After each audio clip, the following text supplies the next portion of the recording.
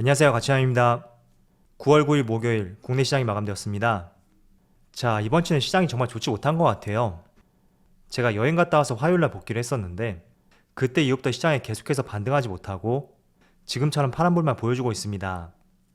특히 코스피는 오늘 1.5%의 하락이 나왔고 오후장에는 반등하겠지, 저는 내심 이렇게 생각을 했었는데 생각과는 반대로 반등도 없었고 심지어 동시효과에도 지수가 내려가는 그런 모습이 나왔습니다. 자, 그리고 코스닥은 0.25%의 하락이 나오면서 그래도 상대적으로 좀 괜찮았다고 볼 수가 있겠지만 체감상으로는 상당히 좋지 못했을 거예요. 자, 그럼 시가총액 상위 종목들을 살펴볼게요. 먼저 코스피의 시가총액 상위 종목들을 살펴보면 오늘은 1페이지에 있는 모든 종목들이 하락세를 보여주었고, 그리고 카카오와 네이버, 어제에 이어서 오늘도 급락이 나왔습니다. 마찬가지로 삼성전자와 SK하이닉스, 반도체 관련주도 약세 모습이 나왔고, 자, 그리고 코스닥. 자, 그래도 코스닥은 일부 상승한 종목들이 많이 나왔어요. 가장 돋보였던 업종이 2차전지 소재 기업들. 오늘도 에코프로빔이 6.2%의 상승이 나왔고 LNF는 3.5%, 그리고 첨보는 약보합으로 마무리가 되었습니다. 그래서 오늘 같은 하락장에서도 2차전지 소재 기업은 정말 강했다고 볼 수가 있죠. 이어서 수급을 살펴보면 먼저 코스피. 오늘 코스피는 기관과 외국인의 동시에 순매도가 나왔고 특히 기관 쪽에서 많은 매도 물량이 나왔습니다. 하루 종일 외국인이 기관보다 순매도 규모가 많았었는데 동시효과에 외국인의 순매수가 많이 유입이 되면서 그나마 순매도 규모를 줄였다고 볼 수가 있습니다. 그리고 코스닥. 자, 코스닥도 기관과 외국인의 순매도가 나왔고 이틀 연속으로 약세의 흐름이 이어졌습니다. 그리고 삼성전자. 오늘 1%의 하락이 나왔음에도 불구하고 외국인은 순매수를 보여주었고 개인도 마찬가지로 순매수를 보여주었습니다. 기관만 금융투자를 중심으로 순매도를 보여주었네요. 그리고 이틀 연속으로 급락이 나오고 있는 카카오. 어제하고 마찬가지로 오늘도 기관과 외국인의 대량 순매도가 나왔고 네이버도 마찬가지로 기관과 외국인의 동반 순매도가 나왔습니다. 자, 그리고 에코프로비에 한번 살펴볼게요.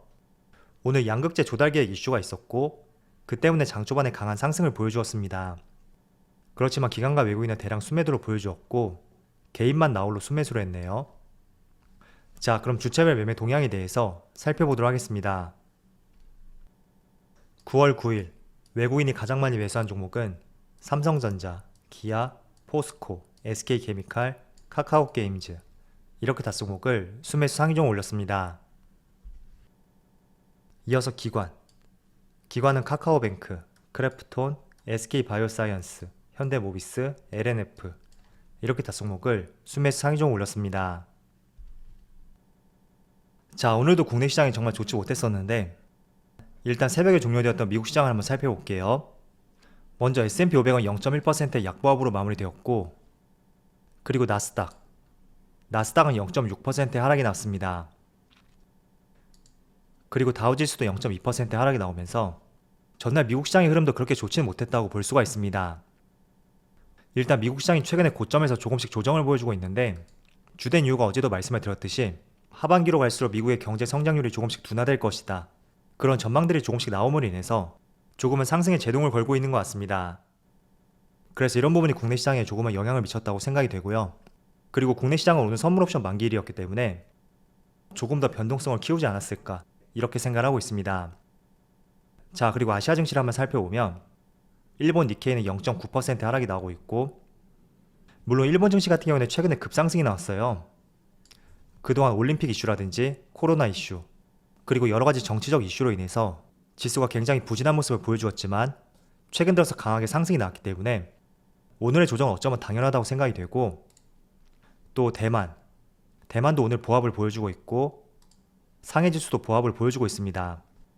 그래서 일본 시장은 조금 특수하기 때문에 제외를 한다면 전반적으로 아시아 시장이 양호했던 만큼 국내 시장의 하락은 조금은 과도했다고 생각이 되고, 그런 측면에서 오늘 선물옵션 만기일이 종료가 된다면 내일부터는 다시 안정화될 수 있는 그럴 가능성이 상당히 높다고 생각하고 있습니다.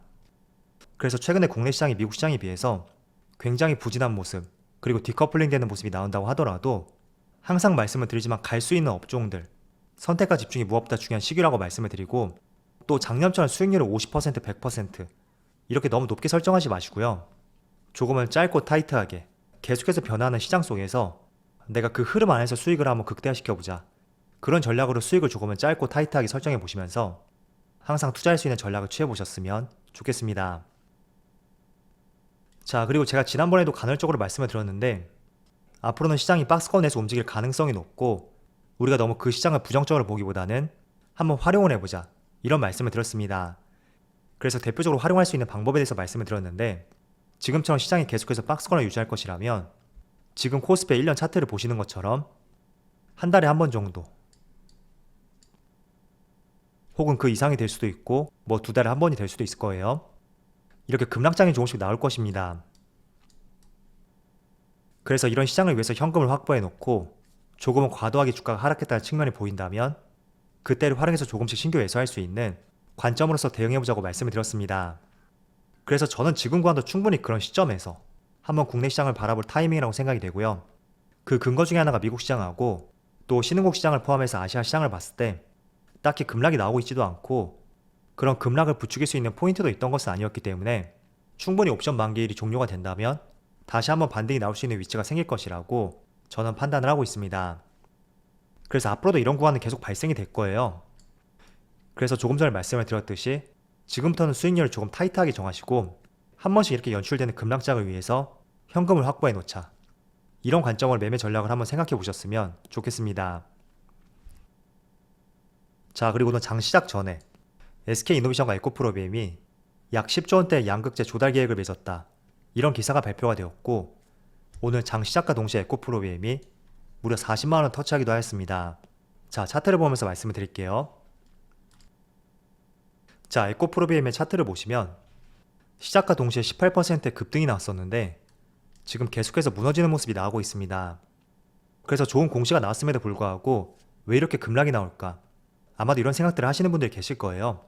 저는 명확하게 말씀을 드린다면 첫 번째는 지수의 영향을 받았다, 그런 생각을 하고 있고 이어서 두 번째는 여기 기사의 내용을 보면 SK이노베이션이 에코프로비엠과 함께 24년부터 26년까지 10조 원대의 양극재 공급 계약을 맺었다는 공시가 나왔습니다. 그래서 이 부분이 본격적으로 실적에 반영이 되기 위해서는 최소 2024년부터 그 이후부터 실적이 반영이 될 수 있기 때문에 아직까지는 시간적인 여유가 굉장히 많이 남았습니다. 그래서 전체적인 기사 내용을 봤을 때는 정말 긍정적이고 우리가 향후 미래 가치에 대해서 기대해 볼 수 있는 재료라고 생각이 되지만 단기적으로 봤을 때는 3년이라는 시간이 남아있기 때문에 그런 부분에서 조금은 고점에서 차익 매물이 나왔다고 저는 생각을 하고 있습니다. 그래서 그 두 가지 이유가 가장 크다고 생각이 되고, 그리고 또 한 가지 말씀을 드리면 지금 이 종목은 장 초반에 15% 가까운 굉장히 많은 갭을 띄우고 출발하였습니다. 통상적으로 시가총액이 높은 기업이 이렇게 많은 갭을 띄우고 출발할 경우에는 더 상승하기보다는 차익 매물로 인한 주가가 무너질 가능성이 상당히 높습니다. 그래서 혹시나 여러분들이 어떤 종목에 대해서 내가 아무리 중기적인 관점으로 계획을 세웠다고 하더라도 한 번씩 어떤 이슈에 의해서 강한 상승이 나왔을 때 그때는 일단 목표 수익률을 터치하지 못했다고 하더라도 일단은 수익 실현하는 것이 좋은 방법이라고 말씀을 드리겠습니다. 대표적으로 최근에 LG이노텍, 자, LG이노텍도 9월 3일날 장중한테 애플카 이슈가 번지면서 약 14% 가까운 급등이 나왔습니다. 그래서 최소한 시가총액이 조 단위를 넘어가는 종목이라면 내가 생각했던 목표가, 그 목표가를 터치하지 못했다고 하더라도 한 번씩 오버슈팅이 나왔을 때는 일단은 수익 실현하는 것이 가장 좋은 방법이라고 말씀을 드리겠습니다. 자, 그리고 어제 카카오 네이버가 급락을 하다 보니까 제가 관련된 영상을 다루었었고 또 그 영상의 댓글을 살펴보니까 꽤나 많은 분들이 저가 매수 기회로서 이 두 종목을 매수하셨더라고요. 자, 그런데 저는 어제도 말씀을 드렸듯이 물론 과거에 비해서 주가가 좀 싸졌다고 하더라도 이 규제 이슈, 이런 이슈는 오늘 하루로 끝날 것이 아니기 때문에 당분간은 이런 이슈에 의해서 추가적인 하락 혹은 주가의 여진, 이런 것들이 계속해서 발생이 될 수도 있습니다. 그래서 너무 섣불리 매수하지 마시고요. 거래량이 조금씩 줄어들고 주가의 하락폭이 조금은 제한이 되는지 그런 점도 꼭 살펴보시고요. 또 기관과 외국인의 매수세가 다시 들어오는지 항상 그런 부분을 체크한 뒤에 매수하는 것도 늦지 않으니까 너무 섣불리 매수하지 않았으면 좋겠습니다. 자, 저는 개인적으로 규제 이슈에 대해서 지금 네이버와 카카오의 주가 하락, 조금은 과도한 하락이라고 생각을 하고 있거든요. 일단은 이런 이슈로 주가가 하락이 나온다면 예를 들어 이만큼 하락이 나올 수 있는 폭이라고 가정했을 때 지금은 이만큼의 하락이 나오고 있다고 생각하고 있습니다. 자, 그리고 카카오의 주가를 보시면 지금 촬영 시점이 오후 1시가 조금 넘었는데 지금은 7% 가까운 급락이 나오고 있고 이틀 동안 무려 17%의 급락이 나왔습니다. 저는 규제라는 이슈가 지금 카카오의 발목을 잡는 것은 분명하지만 생각보다 과한 하락이 나온 이유에 대해서는 외국인들의 공매도가 한몫을 하지 않았을까 이렇게 생각하고 있습니다. 자, 지난 한 달 동안의 카카오의 공매도 대금을 살펴보면 어제를 한번 살펴볼게요. 이게 단위가 1,000원이기 때문에 어제만 1,700억이 넘는 공매도 대금이 발생이 되었습니다. 그리고 9월 7일에는 100억, 그리고 그전에는 100억 이하에서 공매도 거래 대금이 조성이 되었는데 갑작스럽게 어제 20배 이상의 많은 거래 대금이 발생이 되었고, 그렇다는 것은 규제 이슈라는 빌미를 가지고 외국인들이 신나게 공매도를 때렸다, 그렇게 볼 수 있는 것 같습니다. 그래서 하락이 나올 수 있는 폭보다 조금 더 과도한 하락이 나왔다고 생각을 하고 있고, 아마도 이런 부분이 조금 더 이어질 가능성이 있겠죠. 그리고 네이버를 살펴봐도 네이버도 마찬가지예요. 과거에 비해서 공매도 대금이 상당히 많이 늘어났는데, 일단은 제 결론을 말씀드리면 이 두 종목은 단기적으로 약세가 이어질 가능성이 높다고 저는 생각을 하고 있습니다. 그렇지만 중장기적인 관점에서 봤을 때는 저는 다시 우상향할 수 있는 대표적인 두 종목이라고 생각을 하고 있고, 그 근거 중에 하나가 지금 규제 이슈 같은 경우에는 국내보다는 미국의 팡 기업을 중심으로 선행적으로 나왔던 내용 중에 하나였습니다.